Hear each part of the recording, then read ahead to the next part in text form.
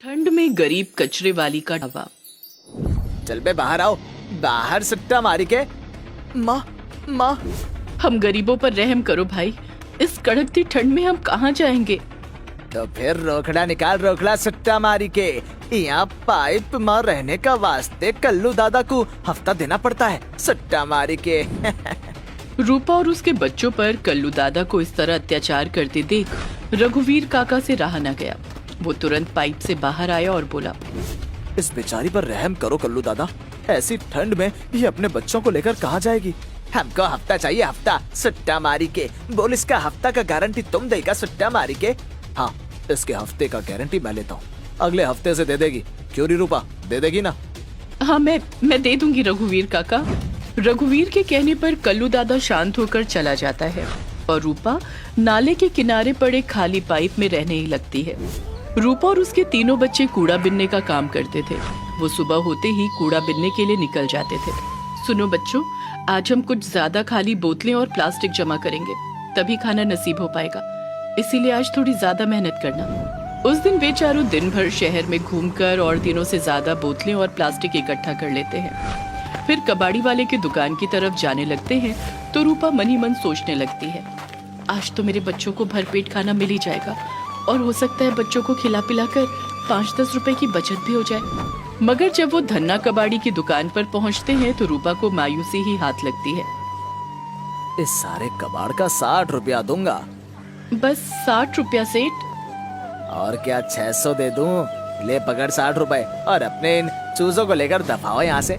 उन 60 रुपयों में से रूपा ने 10 रुपए अपनी ओढ़नी के पल्लू में बांध लिए और बाकी के 50 रुपयों में कुछ चावल और दाल खरीद कर बच्चों के लिए खाना बनाया। माँ, क्या तुम खाना नहीं खाओगी? तुम सब खाओ मेरे बच्चों, मेरी चिंता मत करो। कपाने वाली ठंड में रूपा अपने बच्चों को फटे पुराने चीथड़ों में कपकपाते देखती तो उसका दिल दहल जाता और वो सोचने लगती, लोगों को ऊनी स्वेटर टोपी पहन और कंबल शॉल ओढ़ कर भी सर्दी लगती है, तो मेरे बच्चों का क्या हाल होता होगा। मुझे इनके लिए कुछ तो करना ही होगा।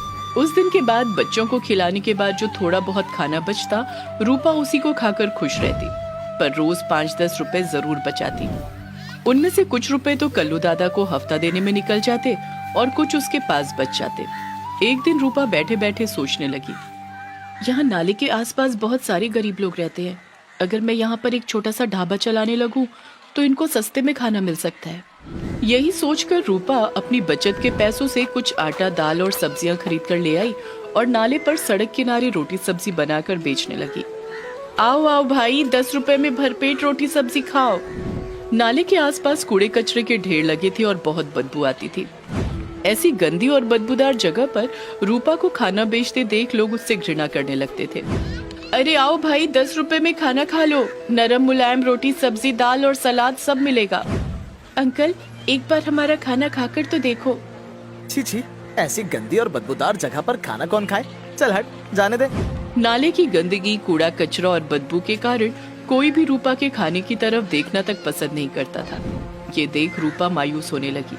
अब क्या होगा?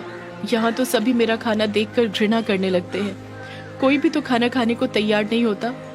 रूपा ये सोच ही रही होती है कि तभी कल्लू दादा और उसके आदमी वहाँ आ जाते हैं।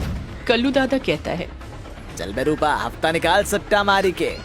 इस बार हफ्ता थोड़ी देर से मिलेगा दादा। वो बात यह है कि मैंने सारा पैसा अपने इस छोटे से ढाबे में लगा दिया। ढाबा? कचरे वाली का ढाबा? मजा आ गया सट्टा मारी के। चलो बे, तोड़ डालो इसका सारा ढाबा।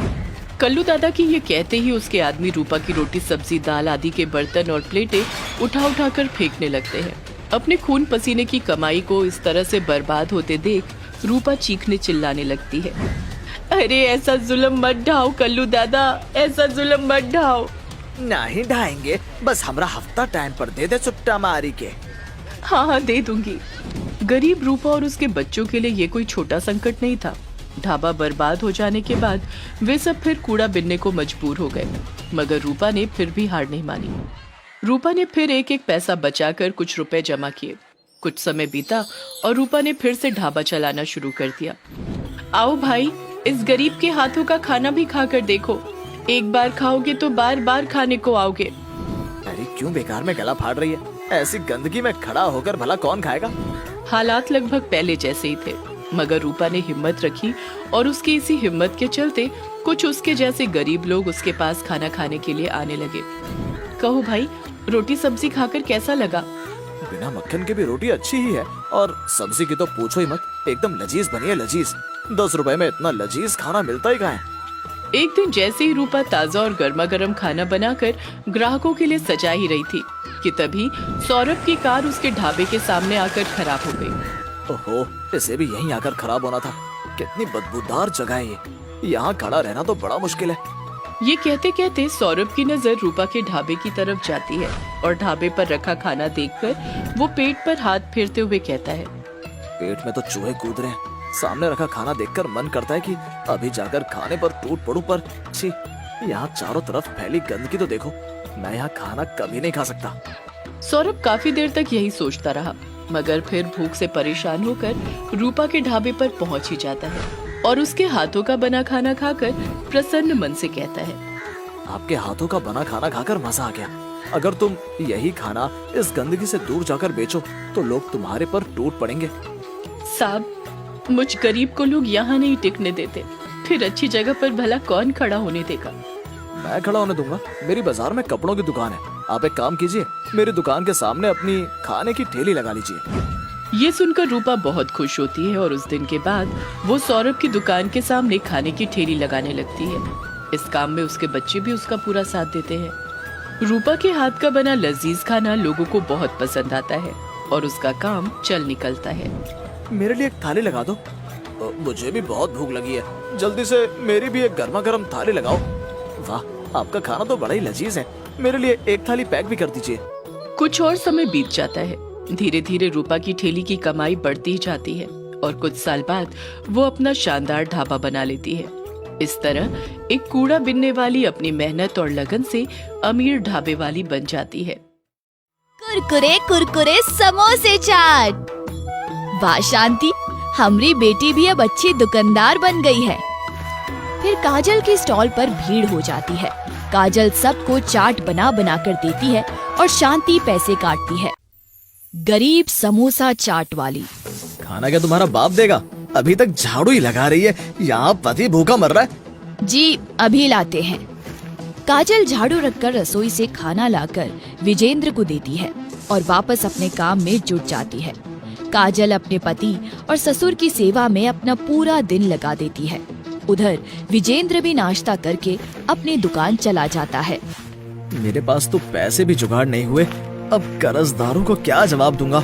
इतने में ही एक कर्जदार विजेंद्र की दुकान पर आ जाते हैं। क्या भाई, पैसा दोगे या नहीं?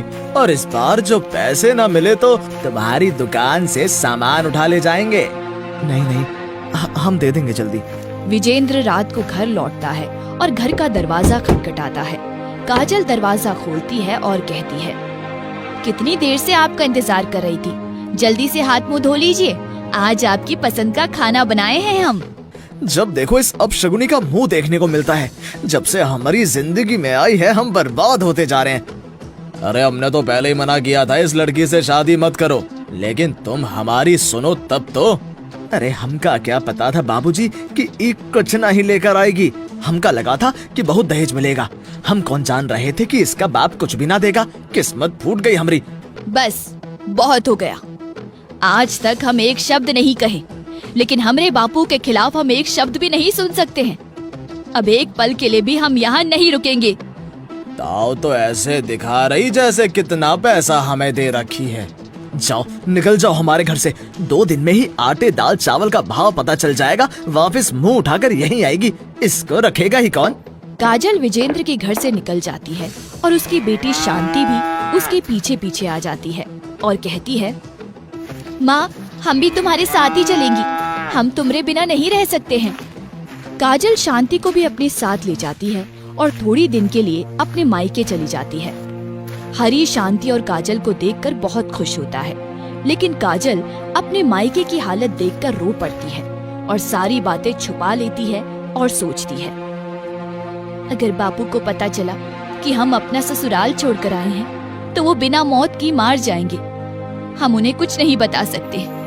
2-4 दिन में काजल अपने मायके से चली जाती है और भटकते भटकते रेलवे स्टेशन जाकर बैठ जाती है। माँ, हम लोग कहाँ जाएंगे? पता नहीं मेरी बच्ची, लेकिन तेरी माँ कुछ ना कुछ तेरे लिए जरूर करेगी।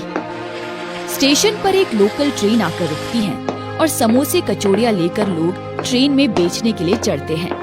समोसे ले लो, समोसे, गरम गरम समोसे ले लो। समोसे वाले को देखकर शांति कहती है, माँ, तुम भी बहुत टेस्टी समोसे बनाती हो। तुम्हारे समोसे का कोई जवाब ही नहीं। तुम्हारे समोसे खाने के लिए तो लोगों की लाइन लग जाएगी। ये लोग के समोसे तो तुम्हारे आगे कुछ नहीं। क्यों ना हम भी समोसे बेचना शुरू कर दें? कहे तो तुम ठीक रही हो, लेकिन पहले से ही इतने लोग समोसे बेच रहे हैं, हमसे कौन समोसे खरीदेगा? फिर भी एक बार तुम्हारे कहने से कोशिश कर लेते हैं। काजल और शांति बाजार जाते हैं। काजल अपनी पायल बेचकर समोसे बनाने के लिए बर्तन और चूल्हा खरीद लेती है और भाड़े पर स्टेशन के बगल में ही एक कमरा ले लेती है। अगले दिन काजल और शांति स्टेशन पर एक स्टॉल लगाती है। काजल गरम गरम समोसे उतारती है और कहती है, शांति, हम क्या सोच रहे हैं, समोसे तो हर कोई बना रहा है, क्यों ना हम कुछ अलग बनाकर बेचे, ताकि ग्राहक हमारे स्टॉल की ओर आकर्षित हो। तो हम समोसे के साथ साथ समोसे चाट बनाएंगे। हाँ माँ, दिमाग तो अच्छा लगाई हो। शांति चाट बनाने की सारी तैयारी करती है। शांति ग्राहकों को आवाज लगाती है, समोसे चाट, गरम गरम समोसे चाट, खाते ही जान आ जाएगी। कुरकुरे कुरकुरे समोसे चाट, जल्दी जल्दी खाओ। देखते ही देखते काजल के स्टॉल पर भीड़ लग जाती है और शाम होते होते उसके सारे समोसे बिक जाते हैं। एक ही दिन में काजल अच्छी कमाई कर लेती है। कमाए हुए पैसे से काजल अपने स्टॉल के लिए कुछ और सामान ले आती है और अगले दिन दुगना समोसा बनाती है और शांति ग्राहकों को इकट्ठा करने लगती है। गरम गरम समोसे चाट, आपके शहर में पहली बार। जो पहले आएगा वो पहले लुत्फ उठाएगा। कुरकुरे कुरकुरे समोसे चाट। वाह शांति, हमारी बेटी भी अब अच्छी दुकानदार बन गई है। फिर काजल के स्टॉल पर भीड़ हो जाती है। काजल सबको चाट बना बना कर देती है और शांति पैसे काटती है। शाम होते होते काजल के सारे समोसे बिक जाते हैं। अब दोनों माँ बेटी मिलकर अच्छा खासा कमा लेती है। दिन यूं ही बीतने लगते हैं और काजल स्टेशन पर समोसे बेचने वाले लोगों की आंखों में खटकने लगती है। काजल की स्टॉल चलने के कारण उन लोगों के समोसे पड़े रहने लगे। ये 2 दिन की आई औरत हम लोगों का धंधा बंद करवाने पर लगी है। और इस स्टॉल में आग लगा देंगे, हमारे एरिया में आकर हमसे पंगा ले रही। रात को जब काजल और शांति अपने भाड़े के घर में रहते हैं, तब कुछ स्टेशन के दुकानदार काजल के स्टॉल में आग लगा देते हैं और अगले दिन जब दोनों माँ बेटी समोसे की पूरी तैयारी करके अपने स्टॉल पर आती हैं, तो उन दोनों के होश उड़ जाते हैं और शांति रोने लगती है। माँ, अब हम क्या करेंगे? कहाँ से हम खाएगी? हमारा सब कुछ चला गया। कोई बात नहीं बेटी, ये जगह हमारी थोड़ी थी। भगवान कोई ना कोई रास्ता जरूर निकालेगा। काजल और शांति रोते हुए सारे सामान लेकर वापस घर चली जाती है। स्टेशन के दुकानदार बहुत खुश होते हैं। हमारे एरिया में आकर हमसे पंगा, अब मुक्की खाकर गिर गई ना। काजल घर जाकर समोसे बनाती है और घर पर ही चाट बनाने की तैयारी कर लेती है और सब सामान एक बड़ी सी टोकरी में रखकर शांति के साथ स्टेशन पहुंच जाती है। और जैसे ही प्लेटफॉर्म पर कोई ट्रेन आकर रुकती है, काजल और शांति उस पर चढ़ जाते हैं। गरम गरम समोसे चाट, कुरकुरे कुरकुरे चाट ले लो, टेस्टी टेस्टी चाट। ट्रेन पर बैठे लोग समोसे की स्मेल से ललचाने लगते हैं और हर कोई काजल को बुलाता है। ए, समोसा चाट वाली, एक प्लेट तो बनाना। काजल फटाफट चाट बनाती है और शांति पैसे लेती है। कस्टमर को चाट बहुत पसंद आते हैं। वाह, क्या चाट है। ट्रेन के 2 से 3 बुग्गी में ही काजल के समोसे चाट खत्म हो जाते हैं। अब काजल और शांति रोज इसी ट्रेन के अंदर ही समोसे चाट बेचा करती हैं और बहुत कम वक्त में ही काजल अच्छी खासी रकम जमा कर लेती है और एक छोटा सा घर खरीद लेती है। इस बात की खबर विजेंद्र को लग जाती है और इधर कुछ दुकानदार काजल और शांति के दुश्मन बन जाते हैं। एक रोज विजेंद्र और गजेंद्र काजल के घर जाते हैं। काजल, हमको माफ कर दो, हमसे गलती हो गवा। अब तुम और शांति अपने घर चल लो, हम साथ मिलकर समोसे बेचेंगे। हमका पता है दोनों बाप बेटे काहे आए हैं यहाँ। ले लीजिए पैसे और यहाँ से दफा हो जाए। हम दोबारा वहाँ कभी नहीं जाएंगी। हम लोग की चिंता नहीं है तुम लोगों को, बस पैसे की लालची हो। पैसे देखकर मक्खी की तरह आ गए। काजल कुछ पैसे देकर दोनों को निकाल देती है। काजल और शांति अब समोसे बेच बेच कर बहुत फेमस हो जाती है और खुशी से एक साथ रहने लगती है।